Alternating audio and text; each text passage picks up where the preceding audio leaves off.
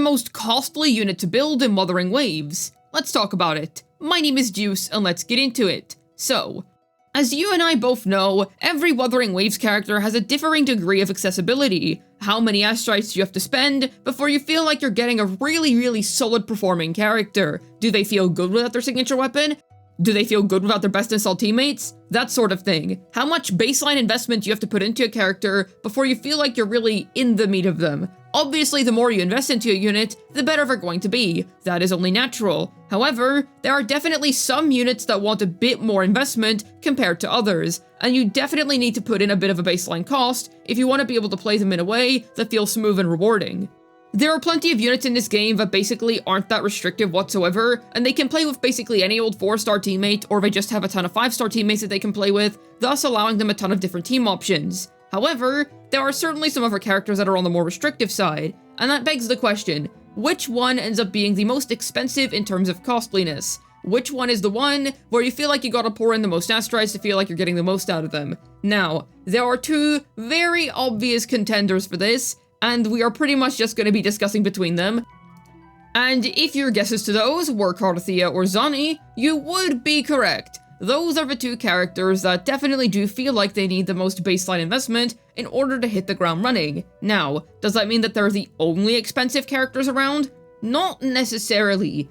You see, I'm mostly focusing on astrite-based investment. Investment that you can commit to via pulling. However, if you consider echo-based investment, you could even throw Brent Wuthering Waves in the running, because his signature weapon is something that he really wants, and while he can cope on Blood Pact Pledge these days, he definitely still really prefers having a sig, and even with that, he also really wants super specific echoes that are quite hard to build, so he ends up being a bit of a menace to build in general, while also really wanting a sig. But outside of that, he's very self-sufficient, and he ends up working in so many different teams. So for those reasons, he's definitely not really the most expensive because you're gonna feel like you're getting use out of him in any case, and even if you don't have Sig, if you're using him in Mono Fusion, then you're still getting something out of him. He is definitely not the most expensive WuWa character in terms of astrites-based investment, but maybe in wave plates investment?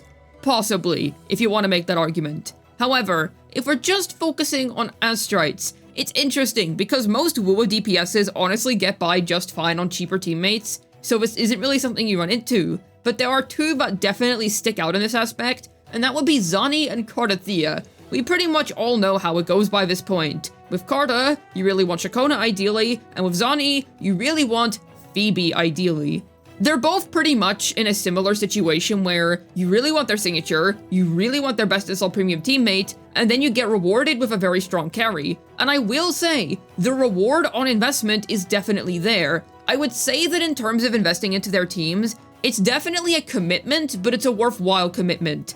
I would say that if you did pull either of them without their best install premium teammate, while you can make them work, it's just so much more scuffed, and you generally really do want to get their best install premium negative status applicant as soon as you can.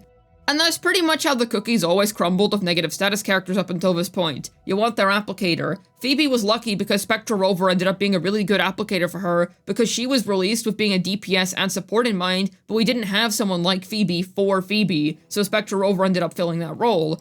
This ended up sparing Phoebe from the cruel fate of being costly, and I would say that she is definitely quite the opposite. She is in fact one of the most free-to-play friendly pulls that you can make, which I find quite entertaining, because on the other side of the negative status spectrum, you've got Carthea and Zani, who are definitely more on the costly side. So, what makes them so costly, and is it really that much of a loss to not have their best teammates? The answer to that is yes, but that's mostly just because that's how negative status characters are by nature. But now that begs the question, which between them is the costlier one, and in that situation, is it worth investing into their teams? Is such a costly commitment really worth your astrites and time? And I will have different answers depending on the type of player you are later on. But to start, who is more costly? Well, I'm going to have to say it's kind of interesting. In both cases, the second slot teammate that you have to pull for their teams is a really good unit overall, that's able to work in their own different type of playstyle. In Shakona's case, she's able to help out any other arrow character really well, and is also able to, ironically enough, help out Phoebe Absolution and Whimpering Wastes, or just be a good Absolution Phoebe partner in general, and then Phoebe herself can be a very strong DPS character, then later on branching out into Zani teams. So, with that in mind, It kind of depends on who you value more. Do you value Phoebe as a pull more, or do you value Shakona as a pull more? Because I feel like that is the deciding factor between who makes who more expensive. And in terms of signature weapons, I do think that it's worse in Cardathia's case, because in her case, she's an HP scaler, so she's even more strapped for options than Zani is. And while Zani really does want her Sig, at least she's attack scaling, so she can still utilize other gauntlets that exist in the game.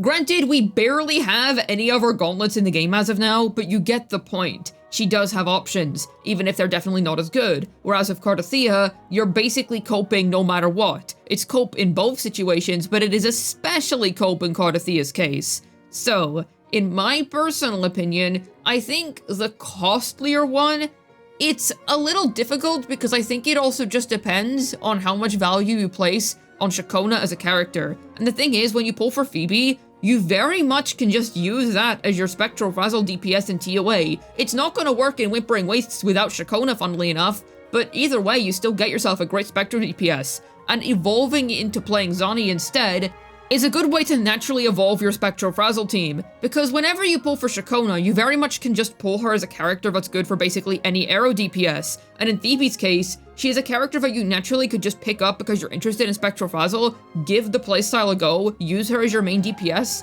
and then eventually get Zani.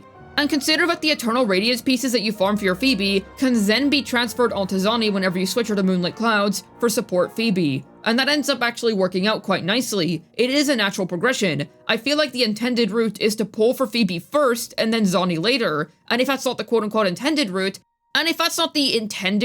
so to speak, then I do at least believe that it is the most optimal route, because it's not going to leave you with a character that doesn't really feel that good without their best assault teammate, because Phoebe is still going to feel strong and competent on her own, and she definitely feels more self-sufficient than Zani. I should emphasize that these characters can clear on free-to-play teams, but it is so much better with their premium teams and it just feels a lot more comfortable.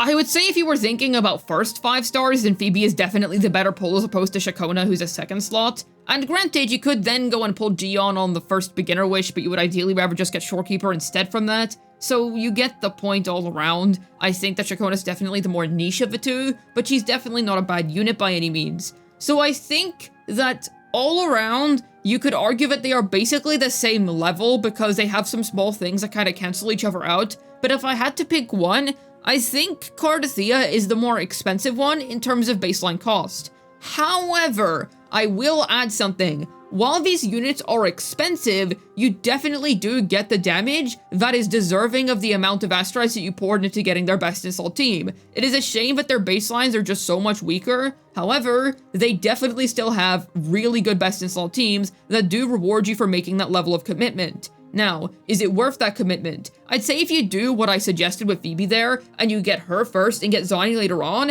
it's gonna be worth it because it's a natural upgrade, and you're not gonna feel like you missed out on anything. I feel like if you pull for Zani first and you realize that it's just not that good, you're gonna be left with quite a bitter experience. Whereas, if you get Phoebe first, you're likely going to be left feeling better about the situation because you ended up getting a character that works quite effectively on their own, and you don't feel like it's a unit that needs any specific thing to work. And then you get Zani and it's going to be really great, and then that also sorts out your Whimpering Wastes problem, because with Phoebe you can do 2 things for WuWa. Either you pull Zani, or you pull Shakona so that you can use Absolution there. It's pretty much up to you. And that's the nice thing about Phoebe, I just feel like she's a better unit to go for, to branch out from, and that's the main thing. She's just so cost effective. No matter what, every road always goes back to the Acolyte. Every single time. She is just that well made as a character and that free-to-play friendly, it is kind of nuts. In Carda's case, Shakona's definitely a good pull, but she is more on the niche side, and if you don't regularly play arrow characters, then she's not really that substantial of an amazing investment.